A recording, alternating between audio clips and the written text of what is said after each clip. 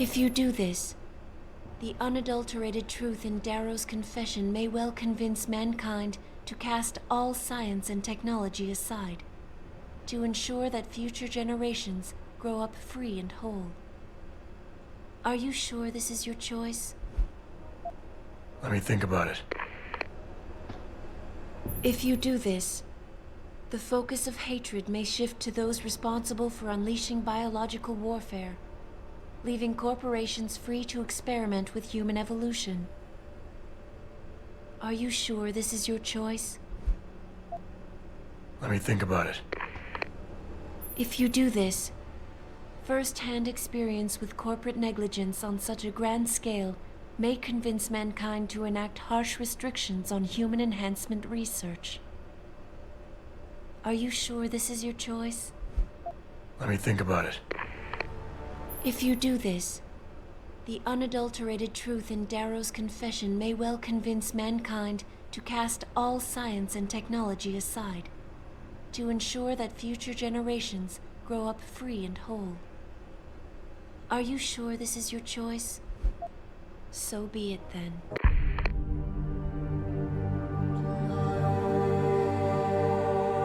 Albert Einstein said, technological progress is like an axe in the hands of a pathological criminal. Took me a while, but I finally see his point. How often have we chased the dream of progress only to see it perverted?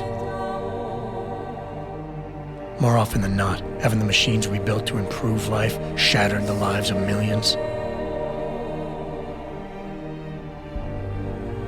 And now we want to turn that dream on ourselves to fundamentally improve who we are. Experience has shown me how dangerous that can be. When faced with difficult choices, sometimes I considered human lives and suffering, but other times my own interests were paramount. Did I always do the right thing? Or did the presence of an easy answer lead me astray? Technologies are invented to make our lives easier, not our choices. The problem comes when we forget that.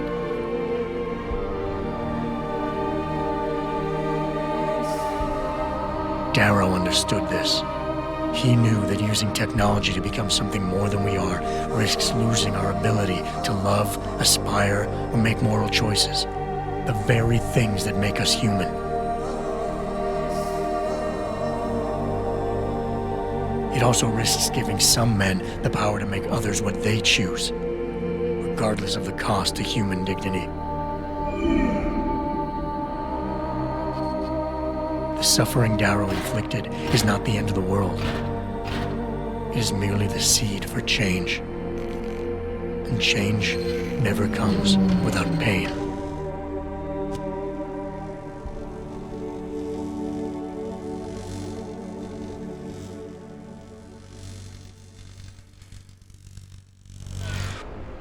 If you do this, the focus of hatred may shift to those responsible for unleashing biological warfare, leaving corporations free to experiment with human evolution.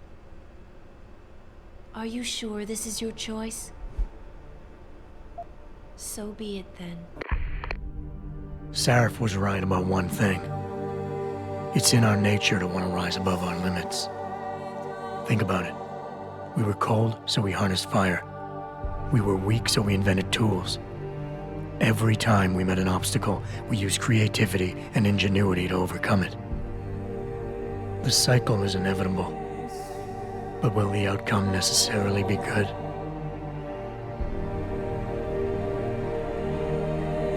Sarif thinks so, but I know how tempting it is to put your own needs in front of others, especially when desire gets in the way. These past few months, I was often tested, and even though I managed to show concern for people on several occasions, I also caused them injury often enough.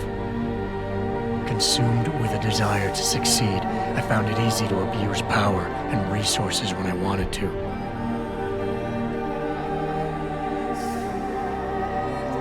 But perhaps that's just one limit I've yet to overcome. Given time and ingenuity, perhaps man's willingness to improve will turn out to be stronger than any evil his selfishness creates.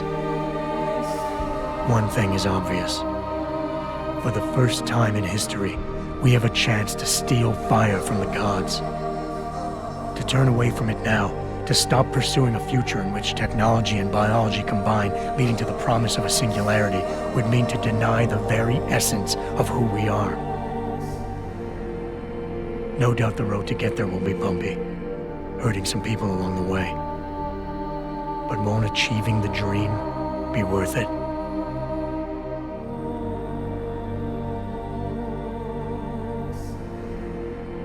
We can become the gods we've always been striving to be. We might as well get good at it.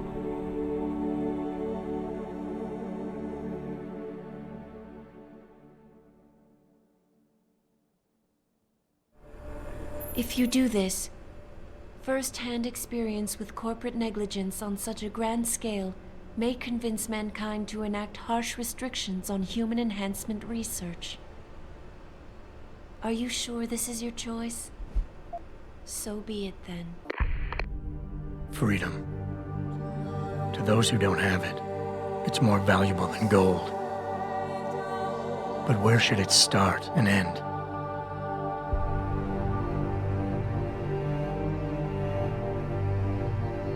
We humans often think we have the right to expand, absorb, convert, or possess anything we need to reach our dreams.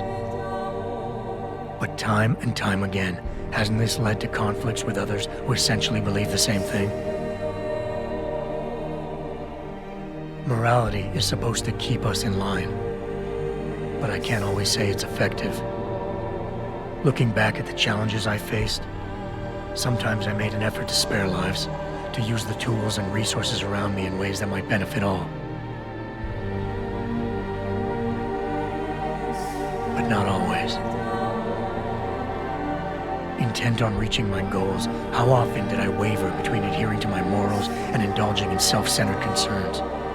If I fell, was it because I didn't care, or because I lacked the strength to go the extra mile? That's what Taggart is so worried about. He's not afraid of freedom. He's afraid of the chaos that ensues when individuals have nothing but morality to constrain them. He wants us to regulate human enhancement technologies because he fears all that power, without limits, without guide rails, to keep individuals from abusing it. Absolute freedom is no better than chaos. Society needs laws and regulations to protect it.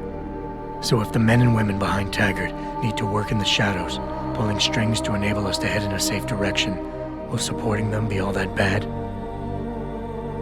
If they're as wise as Taggart says, how bad will their leadership be?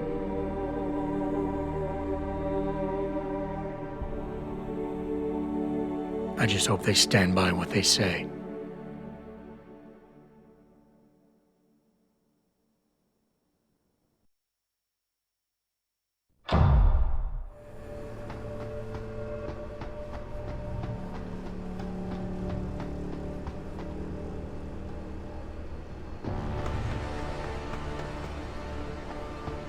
If you do this, the world will be left with questions and may never reach a consensus.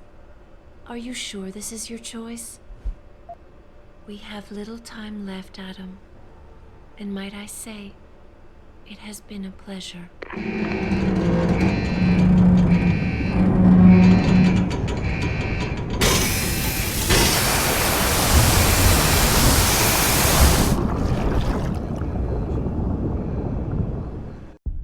Do I trust mankind to save itself? That's what Eliza was asking.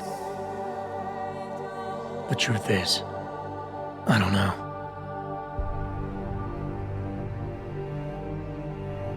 After everything I've seen, all the fighting and the chaos around me, all I really know is this. Danger brings out the best and worst in all of us.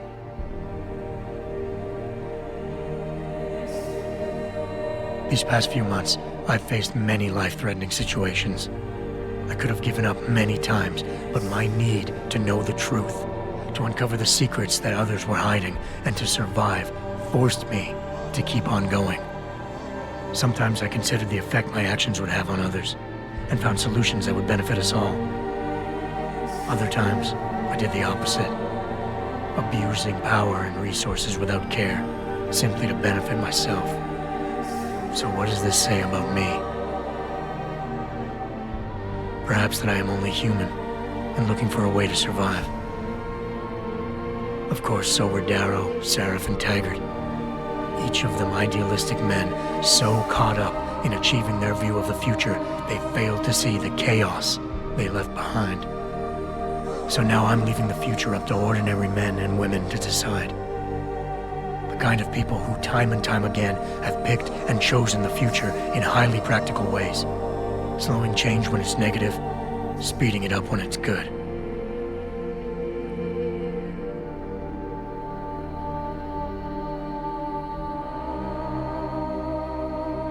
Can they do it again?